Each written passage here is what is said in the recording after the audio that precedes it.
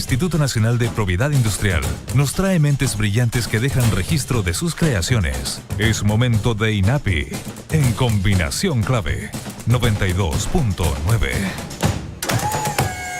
10:41, tiempo de INAPI, tiempo de inventores. Estamos en el estudio con el doctor Alexis Kalergis, él es académico de la Universidad Católica, es director del Instituto Milenio en Inmunología e Inmunoterapia.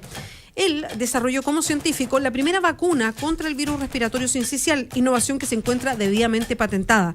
Esto tras 12 años de investigación, se iniciará la prueba en humanos y se proyecta que puede estar disponible a partir del año 2019. Estamos con Alexis Kalergis, estamos también con Pancho Carrasco de INAPI. A los dos los saludo. Alexis, ¿cómo estás? Bienvenido. Muchas gracias por la invitación. Pancho, lo mismo, ¿cómo llegaron? ¿Cómo están? Muy bien, muchas gracias, Beatriz. Perfecto. Alexis, cuéntanos un poco más qué ha significado el estudio y finalmente el patentamiento de este descubrimiento, este invento que es esta vacuna para un virus que lo tenemos muy en la cabeza, sobre todo cómo afecta a los niños más pequeños en invierno, en Chile. Bueno, Beatriz, muchas gracias por la invitación y INAPI por coordinar esta entrevista. En primer lugar, quería mencionar que esto es un tema que es importante para los chilenos. Estaba recién hojeando el diario mientras escuchaba a Beatriz leer sobre las redes, lo que decía las redes sociales, y hay una descripción de que es importante que los científicos chilenos podamos dedicarnos a proteger el desarrollo científico a través de patentes y derechos de autor, etcétera.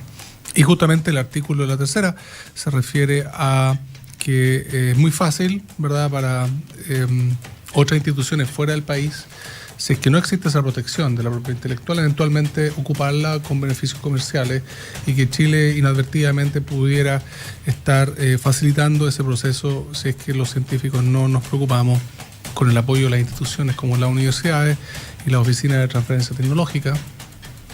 No nos preocupamos de patentar. Así que, por lo tanto, en el minuto que nosotros nos dimos cuenta que teníamos una posibilidad para resolver una enfermedad de altísimo impacto, como el caso del virus sincicial, la primera publicación que hicimos fue una patente.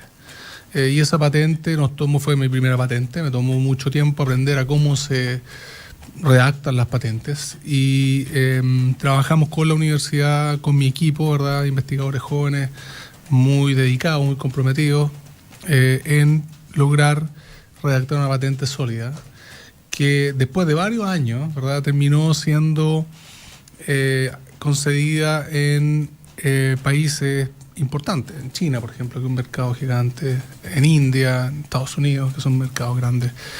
Y aprendí algo también interesante en el proceso, y es que nosotros los académicos en general y los científicos, y a mí en particular, me encanta publicar la ciencia. Escribir un artículo científico, poder redactarlo de una manera entretenida, de manera que los pares y otras personas puedan apreciar lo que uno desarrolló, que es la parte creativa del científico.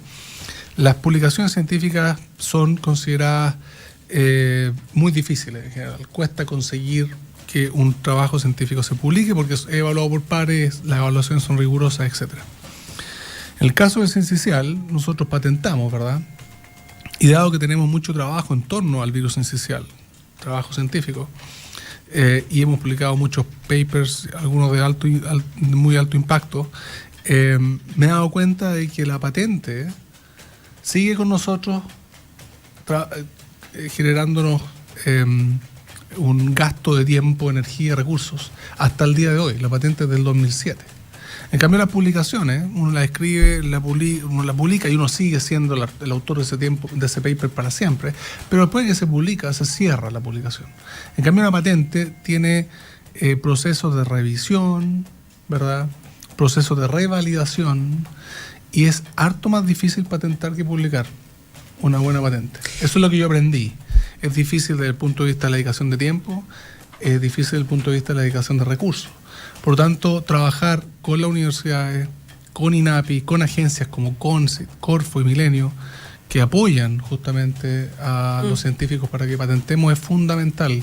Y es importante que el gobierno entienda, yo creo que lo entiende, pero que ahora, después del entendimiento, hayan acciones dirigidas a proporcionar recursos de manera que las universidades y los centros de investigación puedan proteger el conocimiento que generamos los científicos chilenos. Porque Alexis, es difícil y costoso. Alexis Calergis es académico de la Universidad Católica, lo presentábamos ya, director del Instituto Milenio en Inmunología e Inmunoterapia, y tras muchos años de investigación va a iniciar pronto la prueba en humanos de la vacuna contra el virus respiratorio sincicial. Alexis, vamos separando la conversa porque hay varios temas interesantes de la respuesta. Lo primero es, cuando empiezan ustedes como científicos, ¿ustedes toman el tema o de alguna manera la investigación va guiándose, lo voy a decir así, a lo mejor no es el término preciso, espontáneamente hacia allá? O sea, ustedes dijeron, mira, el virus sincicial es un tema pendiente, es una cosa compleja, estudiemos esto, a ver qué podemos hacer o qué respuesta puede haber, o empiezan un estudio mucho más general y de repente algo los va guiando en esa dirección. Bueno, depende de cada caso. Te puedo contar sin problemas qué pasó en el caso del sincicial. ¿Ya? Yo estuve varios años en Estados Unidos estudiando. Estudié en la Católica en mi pregrado, pero hice el posgrado y 2 postdoctorados en Estados Unidos. Y estuve harto tiempo fuera. Cuando estaba de regreso en Chile, que fue el 2003-2004, hubo un brote de sincicial que me impresionó. Yo soy inmunólogo, yo estudio la manera como el sistema inmune de defensa del organismo funciona. Entonces llega este inmunólogo de vuelta de un perfeccionamiento científico en el extranjero y se encuentra con una situación impresionante donde hospitales dejan de funcionar de manera normal a raíz de un agente infeccioso.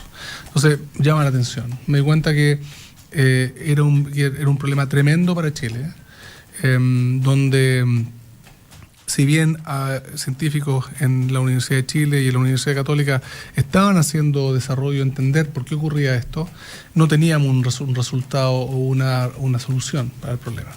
Así que en este caso puntual la motivación fue un fenómeno de salud pública que afecta de manera severa a la sociedad. Ese fue el estímulo. ¿Qué fue lo que ocurrió? Inmediatamente fui como científico, ¿verdad?, molecular, fui a mirar qué es lo que era el sincicial. Y es impresionante, el sincicial son 10 genes. El ser humano tiene cerca de 25.000 genes. O sea, un microorganismo de 10 genes genera un problema que nos afecta a seres humanos, ¿verdad?, que tenemos 25.000 genes de la manera que lo hace todos los años, lo ha hecho este año de nuevo. Entonces, eso me fascinó, me dediqué a estudiarlo, generamos conocimiento fundamental, básico, quiere decir, ciencia básica, y a raíz de la ciencia básica, de manera continua, sin interrupciones, ¿verdad?, por eso es importante, la ciencia básica y la ciencia aplicada son un continuo, aparece la idea de qué tal si es que utilizamos este conocimiento básico para desarrollar un producto, que es la vacuna. Y funcionó, ¿verdad? Funcionó en modelos experimentales de enfermedad. Y eso nos ha tenido 12 años, desde simultáneamente lo básico, motivado por un fenómeno que ocurre en la sociedad, problema de salud pública, nos conduce a entender cómo funciona el virus, cómo esos 10 genes causan la catástrofe en salud pública que han causado por estos últimos 10 años y va a seguir causándolo hasta que no haya una vacuna. Entenderlo desde el punto de vista fundamental y aplicarlo a una solución. Ahora, en el caso de nuestra solución, dado que es una solución innovadora que conduce a patentes que han sido, como lo digo, no solo solicitadas, sino que concedidas, también conduce a publicaciones de alto impacto. O sea, la vacuna nuestra, nosotros hemos podido posicionarla en el mundo del desarrollo de vacunas contra el sincicial en medios de comunicación científicos que son de altísimo impacto. Perdón, y Alexis, ¿y cómo se produce eso? ¿Y en qué momento toman la conciencia de que están en vías de descubrimientos que pueden ser muy importantes, no solo para Chile, sino para otras partes? Y que ustedes, evidentemente, como científicos, tienen parte de su pega como científicos se entrega al mundo, pero le da valor, y a las universidades también, el que aparezca en publicación. Entonces, ¿en qué momento ustedes dicen, vamos a publicar, pero al mismo tiempo surge la idea de patentar? Por lo mismo, porque ustedes están poniendo conocimiento a las distintas personas, pero es conocimiento que puede guiarse también a que tenga un valor y a resguardar todo el trabajo que ha significado ese tipo de conocimiento. Súper buena pregunta, Beatriz. Primero, mi sugerencia es, obviamente, patentar antes de publicar. Ya. ¿Ustedes hicieron eso? Sí, obviamente, eso fue lo que hicimos, un par de años antes. Perdón, ¿y cómo surgió la idea? ¿Alguien dijo, oye, mejor patentemos, a lo mejor usted mismo, o alguien de la universidad, o no sé, ¿cómo es una pregunta difícil que pasó hace hartos años. Lo que pasa es que lo pregunto porque muchas veces uno se desentiende de eso, uno no está tan preocupado de su propia área científica que no dice en qué momento, oye, o sea, puedo responder lo que creo que debe pasar. Ya, no sé, pero no sé si lo que necesariamente lo que les pasó. Lo que creo que debe pasar es que uno dice, ok, tengo una tecnología que tiene impacto social y también impacto económico. Entonces, una publicación científica no resguarda ninguno de esos dos impactos.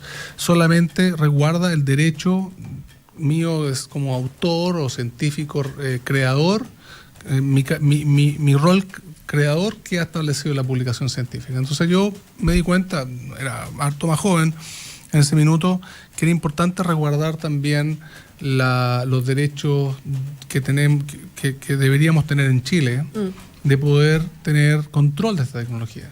Entonces por eso es que decidí redactar una patente, creo, por eso digo, esto fue hace hartos años atrás. Entonces, pero es la respuesta que se me ocurre darte ahora. Creo que es importante resguardarlo, porque sería muy malo que no hubiésemos hecho eso y que después los chilenos que requieren de esta vacuna, los hijos, principalmente los infantes en Chile, no pueden acceder a ella porque la tecnología fue, como dice acá hoy día en el artículo de la tercera, copiada por un extranjero en base a una publicación que no tenía propiedad intelectual. Obviamente eso resguarda el derecho a ocupar la tecnología.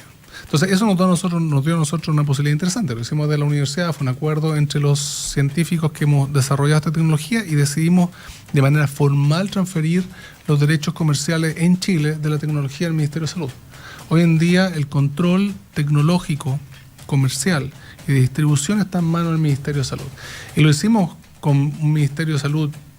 Seguimos trabajando con el actual, pero trabajamos con las autoridades anteriores y las anteriores a las anteriores. Sí, como Ministerio de Salud del Estado, digamos, más allá entonces, de un gobierno. Justamente, hicimos esa conversación internamente en la universidad y luego planteamos esto al Ministerio, recibimos una respuesta súper favorable y hasta el día de hoy tenemos un convenio vigente en el cual nos compromete mutuamente, es decir, nosotros los científicos seguir desarrollando la parte científica, como usted decía, hay que hacer ahora pruebas de diferente tipo, podemos discutir de eso si usted quiere, pero lo estamos haciendo con el Ministerio de Salud. Y esa fue una opción porque tenemos el control de la tecnología. Si no tuviéramos el control intelectual, no podríamos tomar esa decisión. No, pero además que alivio, perdona Pancho, que alivio, o sea, yo digo como chilena, digamos, que se trabaje con un Ministerio de Salud, que se trabaje con el Estado, haciendo ese nexo con quien más necesita hoy día tener a disposición esta vacuna para aliviar la carga que significa el temor. Además, yo he sido mamá con virus sincicial y mis 2 hijos chicos pasaron por el sincicial y es súper angustiante. Entonces, yo entiendo lo que pasa todos los inviernos, que es como el gran cuco que tienen las mamás de hijos muy pequeños del famoso virus sincicial, porque es que como así, siempre advierten los pediatras, oye, ojo con esto, no los ponga aquí, qué sé yo. Entonces, lo que significa como impacto de salud pública y que ustedes trabajen con el Ministerio de Salud me parece que es súper notable, da como un alivio de que esto no va a venir de una tecnología afuera o que va a ser simplemente para el que pueda asumirlo y chao. Claro. Hay algunos productos que son súper singulares. En el caso de lo que está planteando Alexis, es uno de ellos, porque no se entiende una vacuna útil si no llega al usuario final, que en este caso es el público objetivo para el cual fue desarrollado. Todos sabemos los daños que genera precisamente el virus respiratorio sincicial. Para que llegue al usuario final, el producto tiene que escalar, ¿ya? Tiene que pasar de su etapa de laboratorio o en otros casos de garage, en este caso puntual se adecua mucho más el concepto de laboratorio, a que finalmente pueda estar a disposición en una góndola o en manos del ministerio, como es el caso que plantea Alexis. Para que eso ocurra, hay un tema súper importante que recién se estaba discutiendo, que tiene que ver con los beneficios que otorga una patente, porque el registro de la patente entrega al titular exclusividad. ¿Sobre qué? Sobre la materia que se está protegiendo. Es decir, por un tiempo definido, confiere al titular el derecho de poder excluir a otras personas de utilizar, producir o comercializar, pero ojo, sin su autorización. Lo que aquí está ocurriendo es que efectivamente existe una autorización por parte de los desarrolladores de esta nueva tecnología hacia el ministerio para que efectivamente ese producto, ese desarrollo de nuevo conocimiento o generación de nuevo conocimiento pueda llegar al usuario final.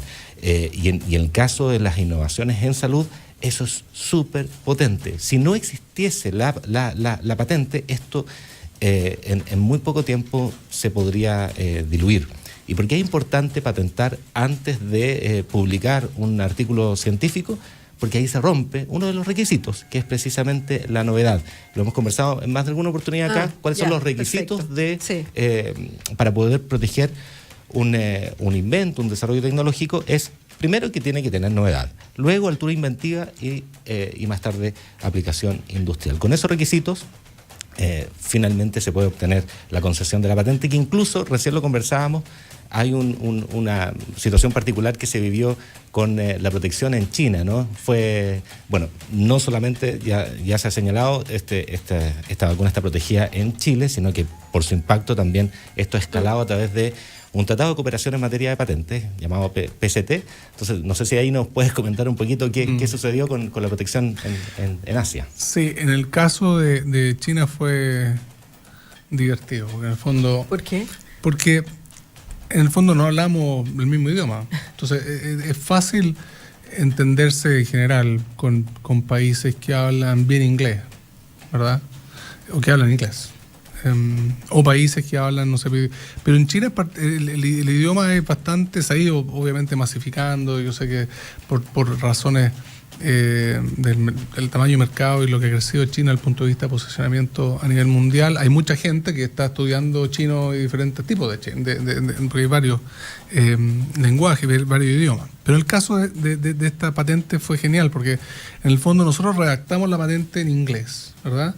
Y se la enviamos a la oficina de patentes en China, que la recibe en inglés. Y hay un señor que la traduce al chino, porque el perito la revisa en chino, no la revisa en inglés. Y el chino la lee en China, una traducción hecha del inglés al chino por un chino, ¿verdad? Y el chino responde en chino, por escrito, ¿verdad?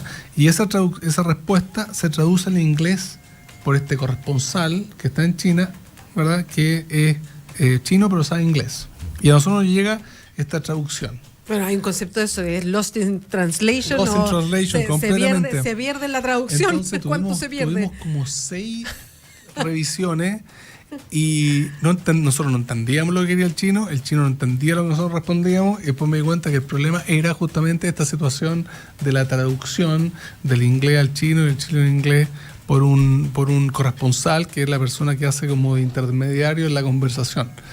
Obviamente con INAPI el trabajo fue súper claro. Escribimos la patente, en este caso en español, la revisó INAPI y recibimos un informe de INAPI en español, y eso fue simple, ¿verdad? Sabíamos qué es lo que quería INAPI para poder conceder la patente en Chile, o el perito en ese minuto, y lo podíamos hacer. Pero con este señor allá en China fue particular, porque no podía entender yo. Sentía que ya por tercera vez le había respondido a la pregunta, pero finalmente tuve que traer un chino que me ayudara a entender y que me dijera... Algo más de claves culturales, yo creo que tiene que ver para el entendimiento, que es básicamente claro, porque una cosa textual no se entiende igual en dos países distintos. Sobre todo tan técnica, ¿no? Sí, bien técnica, pero al mismo tiempo ser técnico es fácil, porque en el fondo es un problema técnico. Exacto. Pero acá había un aspecto como de enfoque, una palabra ahí que el traductor estaba ocupando. Pero quería decir así respecto a las patentes, que es importante que lo aclaremos. No fue el caso de esta patente. Nosotros primero acá, varios años antes patentamos, pero hay países que permiten patentar después de publicar. Entonces, es importante que los colegas, en particular los científicos, sepan que uno perfectamente puede darse cuenta, después de que publicó un trabajo científico, que tiene un potencial comercial, o que es importante resguardar los derechos en torno a ese descubrimiento. Y hay mercados los cuales permiten, países, oficinas de patente en particular, que permiten incluso años de gracia, de tiempo para poder patentar. Así que hay una suerte ahí de mito que circula en el sistema, en que si alguien se da cuenta, no sé, un mes después de que publicó un trabajo, o alguien le dice, un estudiante puede ser de doctorado, un estudiante de pregrado, le dice, oiga, profesor, ¿sabe que esta cuestión sirve para tal cosa? No sabía. patentemos. Pueden patentar, no en todos los países, porque hay países que no permiten, pero la mayoría permite un periodo de gracia post publicación. Así que eso es importante. Y es bueno que, porque realmente lo que ocurre con muchos de los colegas científicos es que, como les decía al comienzo, nuestra principal motivación son las publicaciones científicas altruistas, ¿verdad? Las clásicas. Hay una sensación de que si patento no puedo publicar. O sea, claramente no es cierto que no patente, después puede publicar. Y segundo, ya lo publiqué, no lo puedo patentar, tampoco es correcto, porque hay algunos países que permiten ventanas de tiempo. Alexis, estamos casi ya terminando el programa. Quiero una sola última pregunta y tiene que ver con ¿cuándo estará esta vacuna ya puesta lo voy a poner así, puesta en el mercado, con posibilidad de que se vacunen niños y pueda cambiar a lo mejor lo que pasa en invierno, lo que estamos acostumbrados nosotros incluso como periodistas a cubrir como los males de invierno? Bien, nosotros estamos trabajando en este track público, ¿verdad? Principalmente.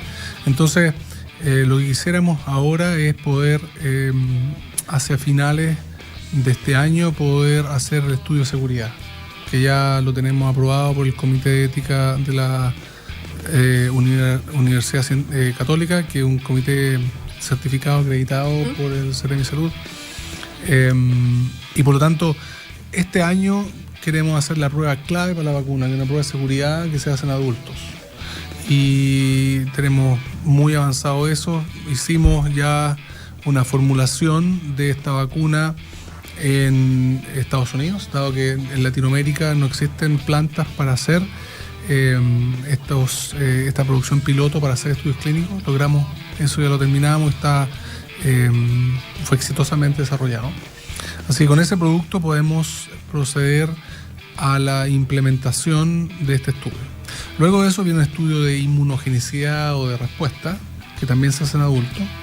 Y finalmente la prueba de eficacia directamente que se hace en ya la población blanco, que son los infantes. Así que calculamos que entre 3 y 4 años deberíamos tener un producto que podría no llegar al mercado, pero sí llegar, por ejemplo, a un sistema de distribución que organiza el Ministerio de Salud. Porque Perfecto. Nosotros tenemos nuestra vacuna, podría el Ministerio decir que necesitamos las 300.000 dosis, que serían los 300.000, 250.000 nacidos vivos que tiene Chile al año.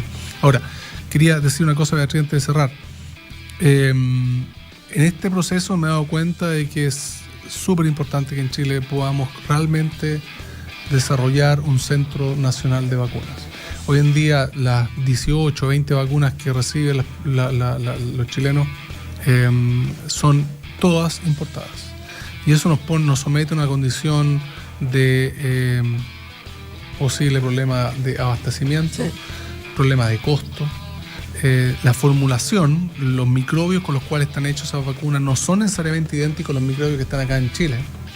Entonces, hemos estado trabajando en colaboración con el Instituto de Salud Pública, con la Universidad Católica, con la Universidad de Chile, la Universidad de Región, en particular la Universidad de Concepción, con apoyo de los gobiernos regionales, con la meta de poder desarrollar un centro nacional de vacunas que pueda, para un científico como yo, eventualmente dar la oportunidad de en Chile hacer la vacuna que se quiere evaluar en la población. En mi caso tuve que hacerlo en Estados Unidos porque no tenía dónde. Segundo, que ese centro pueda eventualmente manufacturar la vacuna que necesitan los chilenos, que están recibiendo los chilenos año a año. Y en tercer lugar, desarrollar vacunas que los grandes laboratorios farmacéuticos nunca van a desarrollar, como por ejemplo el virus Anta, un problema muy local, no es de interés comercial. Entonces, si es que nosotros no nos ponemos las pilas con eso, no va a haber nunca una vacuna. Y todos los veranos, ¿verdad?, tenemos el problema del virus Anta, los mochileros, ¿verdad?, las que hacen camping en el sur. Entonces, es un trabajo que yo creo que el Ministerio de Salud, el Ministerio de Economía, CONICET, Corfo, Milenio, están todos claros que esto hay que hacerlo. Así que estamos trabajando con el Instituto de Salud Pública y algunas universidades justamente en aras de poder desarrollar este centro, de manera que eventualmente esta vacuna esencial podría, esas 300.000 dosis que necesitamos al año, podríamos eventualmente hacerla acá en Chile.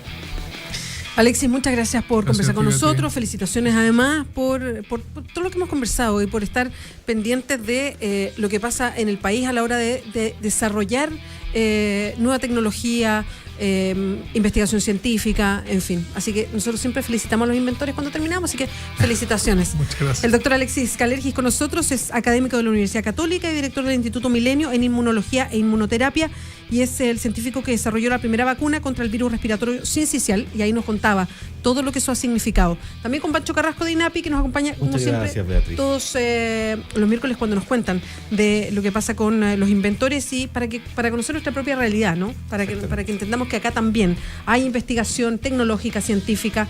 Pancho, muchas gracias. Muchas gracias a ti, pues. Nos vemos. Nosotros ya terminando el programa, quería contarles de la encuesta que al final no la presentamos nunca, estuvimos pésimos ahí. Pero estaba y hay gente que votó. Así que por eso es que hay que conocer. ¿Qué tema será el que se imponga en las próximas elecciones municipales? Hablamos de las municipales porque las municipales son las elecciones que vienen y muchas veces abarcan temas de carácter nacional porque aprovechan el vuelito a la hora de hacer propaganda, ¿no? Por eso pusimos estas 4 alternativas: educación, pensiones, seguridad y salud. Llegaron, voy a ver de inmediato cuántos votos, pues no alcanzo a ver ahí. 142 votos. Un 13% se inclina por educación, un 40% por pensiones, un 35% de los que votó por seguridad y un 12% por salud. Ahí está. Muchas gracias a todos, a los que colaboraron con nosotros. Nos vamos. Muchas gracias por acompañarnos. Hasta mañana. Residencia Premium Casa Mía, donde los adultos mayores disfrutan de su independencia en departamentos a su medida. Presentó Combinación Clave. Fueron 2 horas de información, opinión y debate con los temas que a ti te interesan y que analizamos a fondo al estilo de Combinación Clave. Mañana a las 9 a.m. vuelve Beatriz Sánchez y sus invitados para que también seas parte de la conversación. Solo por la 92.9 y en radiolaclave.cl. Combinación Clave. Somos opinión, somos la clave. Las opiniones vertidas en este programa son de exclusiva responsabilidad de quienes las emiten y no representan necesariamente el pensamiento de Radio La Clave 92.9.